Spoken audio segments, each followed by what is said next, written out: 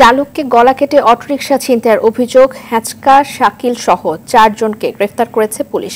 সকালে রাজধানীর মগবাজার রোডে নিজ বাসায় এ কথা জানান ঢাকা জেলা পুলিশ সুপার আসাদুজ্জামান।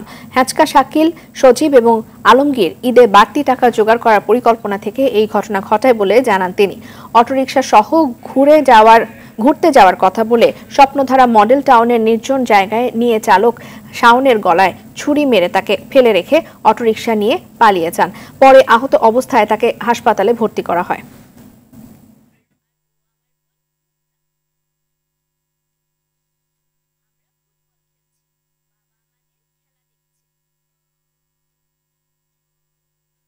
তার মৃত্যু নিশ্চিত করার জন্য জবাই করে তার অটোরিকশাটি ছিনতাই এবং তার যে পূর্বশত্রু ছিল এটি কারণে তাকে মেরে ফেলার চেষ্টা করে এবং সে বেঁচে আছে যদিও সে অত্যন্ত মুমূর্ষু অবস্থায়।